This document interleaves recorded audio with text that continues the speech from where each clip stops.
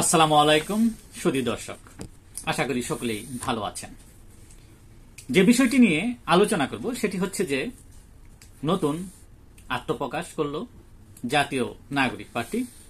যদিও ইতিপূর্বে নানা সমালোচনার সম্মুখীন হয়েছেন তারা, কিন্তু আত্মপ্রকাশের পর বিতর্ক যেন বেড়েই চলছে।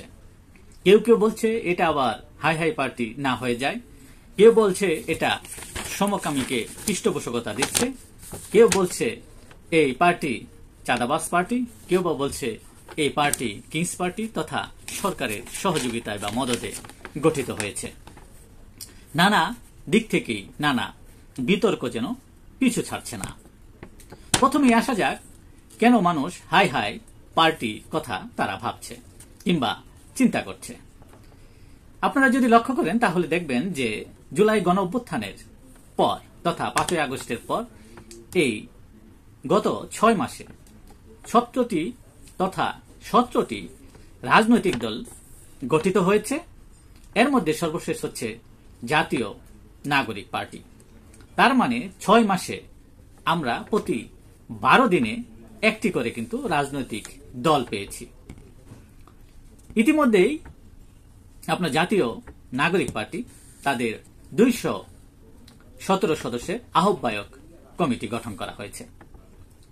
যদিও এর মধ্যে তারা তাদের দলীয় গঠনতন্ত্র এখনো সম্পন্ন করেনি, ঘোষণাপত্র তৈরির কাজ চলছে, উভয়েরই তৈরির কাজ চলছে। তাহলে এমন একটি রাজনৈতিক দল যারা বৃহৎ সমাবেশে আত্মপ্রকাশ ঘটল, তাদের কোনো ঘোষণাপত্র কিংবা গঠনতন্ত্র নেই।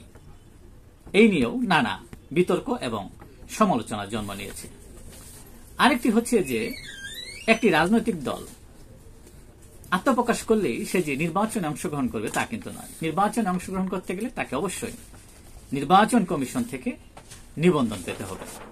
আর নিবন্ধন পেতে গেলে যে শর্তগুলো আছে সেটি হচ্ছে যে আপনার দলটির কেন্দ্রীয় যে কমিটি থাকবে সেটা নির্বাচনের মাধ্যমে চূড়ান্ত হবে এবং সেই কেন্দ্রীয় কমিটিতে 33% আপনার নারী সদস্য থাকবে।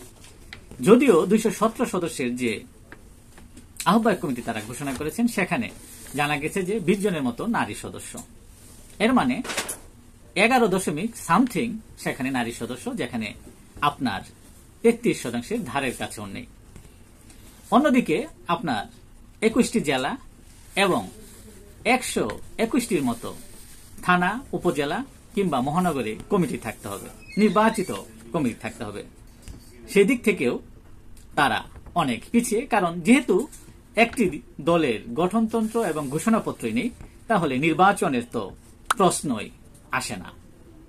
কাজে এখন প্রশ্ন হচ্ছে যে যদি ডিসেম্বরের 1 তারিখে বা তথা ডিসেম্বরের প্রথম সপ্তাহে যদি নির্বাচন হয়, তাহলে তারা নিবন্ধন কিভাবে পাবেন এবং তারা নানা আইনি জটিলতার মধ্যেও পড়বেন, যেহেতু নিবন্ধন পাওয়ার সূত্রগুলো তারা যথাযথভাবে পালন করেনি। আর তাদেরকে যদি সরকারের তরফ থেকে নিবন্ধন দেওয়া হয়, তাহলে দেখা যাবে যে তাদের সাথে সাথে অনেক হাই হাই পার্টিকেও নিবন্ধন দিতে হচ্ছে, কিংবা সে সকল পার্টি নিবন্ধন না পেলে তারাও কোর্টে আবেদন করতে পারে এর বিরুদ্ধে। কাজেই তারা আইনি বাধার একটা সম্মুখীন হতে পারেন এই জাতীয় নির্বাচনে অংশগ্রহণ করার ক্ষেত্রে। যদিও তারা বলছে তারা 300 আসনেই প্রার্থিতা দেবেন। কাজেই এই ব্যবস্থাটা কতটুকু তাদের সাংগঠনিকভাবে তারা অর্জন করেছেন সেটি এখন প্রশ্নবিদ্ধ, কিংবা তারা হারিয়ে যান কিনা নির্বাচনের আগে। দ্বিতীয়টি হচ্ছে যে সমকামিতাকে তারা প্রশ্রয় দিচ্ছে, কারণ দলের কমিটিতে জায়গা পেয়েছে মুনতাসির মামুন নামে এক ব্যক্তি, যার বিরুদ্ধে LGBTQ সম্প্রদায়ের সঙ্গে জড়িত থাকার অভিযোগ রয়েছে। তার মানে হচ্ছে গে, লেসবিয়ান বা সমকামী এজেন্ডা বাস্তবায়নে রাজনৈতিকভাবে কাজ করবেন তিনি, এমন সন্দেহ পোষণ করছেন অনেকেই। মুসলিম প্রধান এই দেশে সমকামীকে উৎসাহিত করার এমন ব্যক্তিকে জাতীয় নাগরিক পার্টিতে জায়গা দিয়েছে, এই নিয়েও শুরু হয়েছে নানা সমালোচনা। কাজেই এই যে একটি বড় সমালোচনা মুসলিম দেশে, এমন একটি দেশে যে চিহ্নিত একজন সমকামীকে তথা এদেরকে কমিটিতে জায়গা দেওয়া, এর আগে বাংলাদেশে এমনটা হয়েছে কিনা বিরল ঘটনার তারা বা বিরল বিতর্কের জন্ম দিয়েছেন।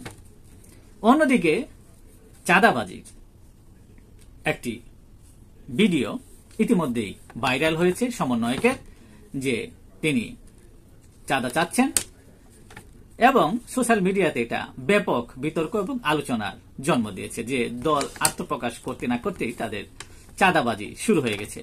সেই সাথে দলটি যে আত্মপ্রকাশ করলো, এত বড় আয়োজন করলো, তাদের অর্থের উৎসটাই বা কি, তারা কোথায় এত টাকা পেলেন, কে তাদের টাকা দিয়েছে, এই নিয়েও দলের তরফ থেকে কোনো চুলচেরা বিশ্লেষণ নেই কিংবা প্রতিবেদন এখনো তারা প্রকাশ করেনি।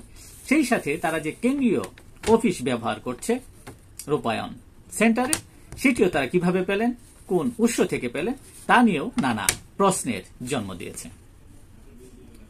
অন্যদিকে বলা হচ্ছে যে এটা সরকারের মদদের একটি দল, কিংস পার্টি, সরকারের সাহায্য সহযোগিতায় এটি পরিচালিত হচ্ছে। এর উজ্জ্বল দৃষ্টান্ত হিসেবে সমালোচকরা বলছে যে আত্মপ্রকাশের সমাবেশে সমাগম ঘটানোর জন্য সরকারের তরফ থেকে বাস দেয়া হয়েছে এখানে জনগণ উপস্থিত করার জন্য, বৃহৎ জনসমাগমের জন্য, এবং সরকারের তরফ থেকে যে দলটিকে সাহায্য সহযোগিতা করছে, এটা সাধারণ মানুষ থেকে শুরু করে রাজনীতিবিদরাও প্রশ্ন তুলছেন যে এটি সরকারি দল এবং সরকারের পৃষ্ঠপোষকতায় আপনার দলটি তৈরি হচ্ছে। যদিও প্রধান উপদেষ্টা ডক্টর মোহাম্মদ ইউনূস বলছেন আজকে বিবিসির এক সাক্ষাৎকারে, তিনি বলছেন যে নতুন দলকে কোনোভাবেই সরকারের তরফ থেকে সহযোগিতা দেওয়া হচ্ছে না, অথচ ছাত্র প্রতিনিধি এখনো সরকারে বিদ্যমান।